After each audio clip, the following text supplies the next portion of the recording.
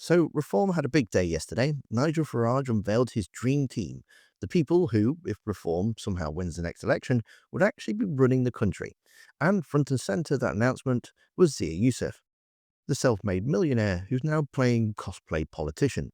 He's Reform's new Home Affairs spokesperson, or as he likes to call it, the Shadow Home Secretary, which sent most of the Conservatives in a bit of a tiz yesterday. And his appearance on Newsnight last night was his chance to show the country how serious, credible, and ready for the prime time he is.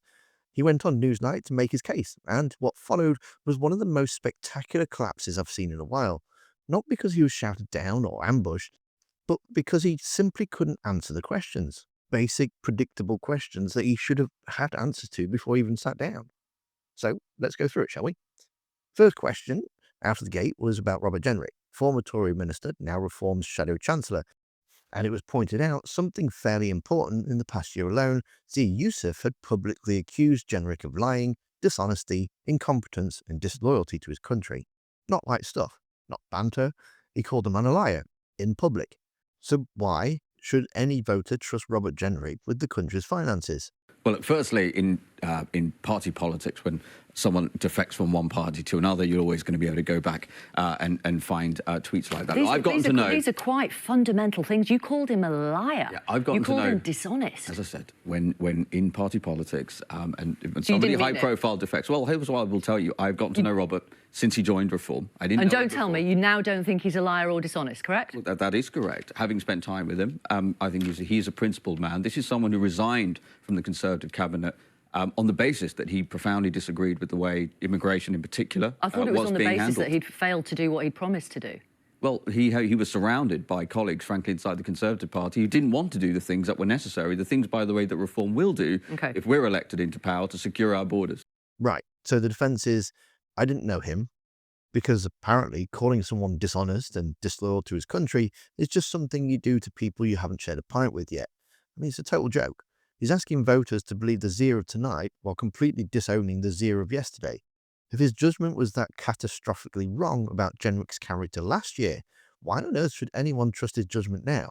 And who's to say that the Zia of next year won't be trying to distance himself from the Zia of today?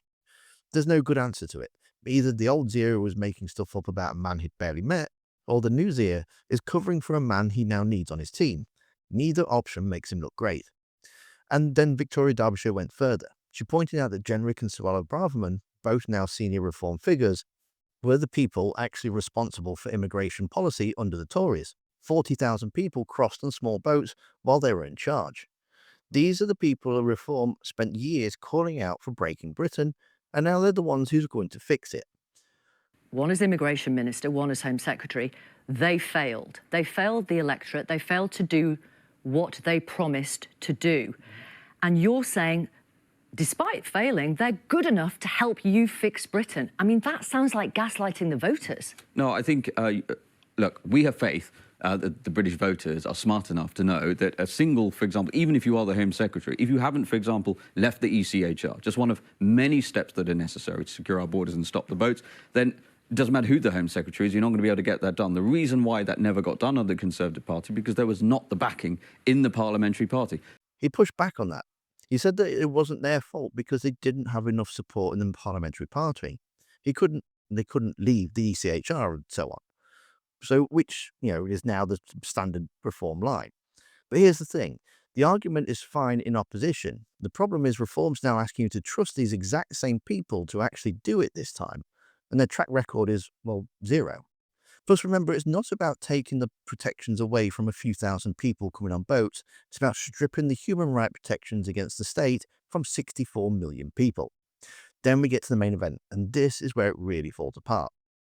Suella Braverman had announced earlier that day that Reform government would scrap the Equality Act. The Equality Act, the thing that legally protects you from being sacked for being pregnant, or refused housing because of your race, or harassed at work because you're disabled or gay. Derbyshire quoted Harriet Harman, the minister who introduced the act, who said that scrapping would take the country back to the days of no black signs in job adverts and women being paid less for the same work. But here's where it gets truly weird. Yusuf is out there leading the charge to scrap the Equalities Act, claiming that it industrialises discrimination against white working class boys. It's a bizarre sight. A man from an ethnic minority background effectively arguing that white people are the primary victims of systemic bias in 2026. I mean, fine, it's a claim. Now just back it up. Except he couldn't. And Caroline Lucas pointed that out later in the programme. I want to say that your position is utterly incoherent. You have cited no evidence that suggests that it's the Equalities Act that is responsible for discrimination against white working class boys.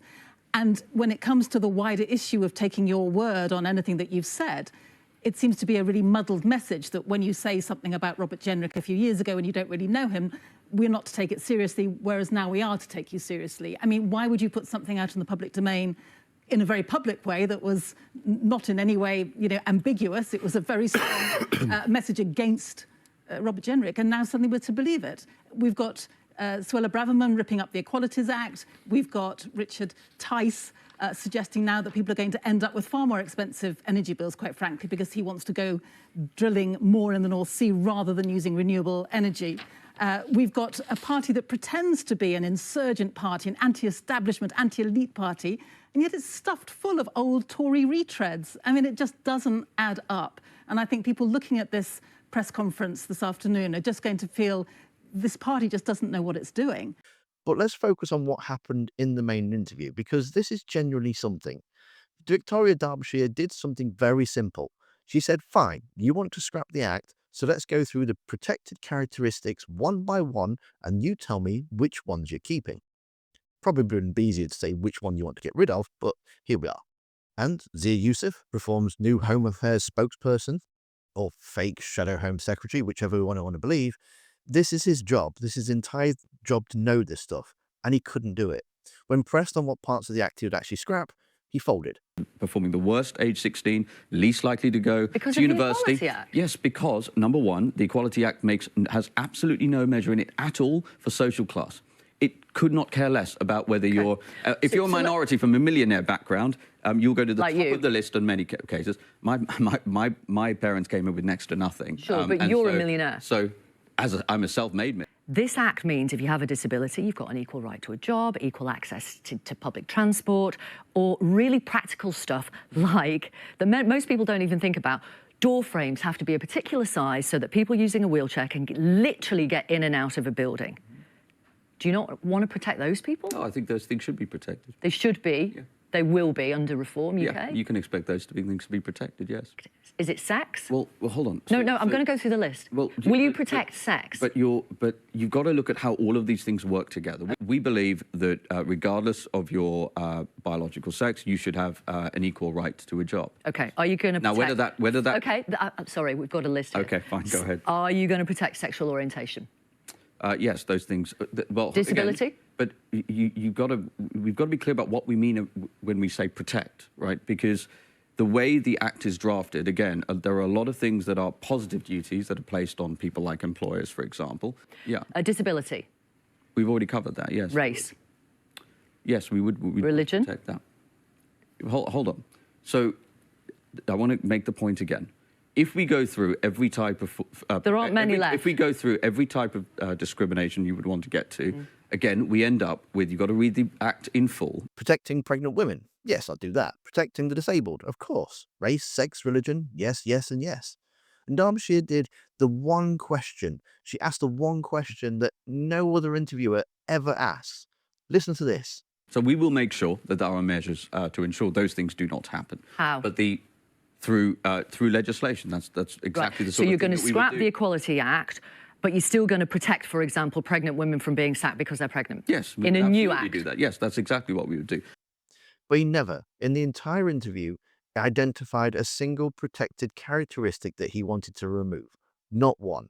Which means either Reform's new flagship policy of scrapping the Equalities Act is just branding, or Zia Yousaf generally doesn't know what he's talking about. I'll leave you to decide on that one. So after Zia had made himself look like a complete fool, Derbyshire brought in Caroline Lucas and Jacob Rees-Mogg to respond. And I'll leave out this one because it's even funnier. Jacob Rees-Mogg really wants to think that you're stupid and that you won't understand this stuff. He was in government when they implemented the Equalities Act in 2010 and came on to call it a dreadful piece of legislation. I mean, do you want to see the Equality Act scrapped? Oh, yes, it's a dreadful piece of Why, legislation. why didn't your government do that then over 14 years? Worse than that, we implemented it in 2010 when bits of it hadn't been brought in because we were in a coalition with the Liberals. And Oh, it's their that was fault. part of the Right. it was part of the coalition agreement. Lib Dems' fault, that's the answer. Never mind that the Conservatives then won an outright majority in 2015 and had 9 more years to do something about it. Rees-Mogg's answer was that essentially, well, not everybody in the party agreed, which is exactly the same argument that Zia Yousaf was making about Jenrick and Braverman. It's never their fault. There are always too many other people around them that wasn't on board. And finally, there was this, which tells you everything about where the Reform Party is right now. It's pointed out that out of the 25 questions asked at Reform's big press conference yesterday, the one designed to show that it was a team to demonstrate it's not just about Farage, Nigel Farage answered all of them. It was a mess. And if this is the new team, it still doesn't change anything. It's not a party showing off its depth. It's a one-man band that can't stop playing.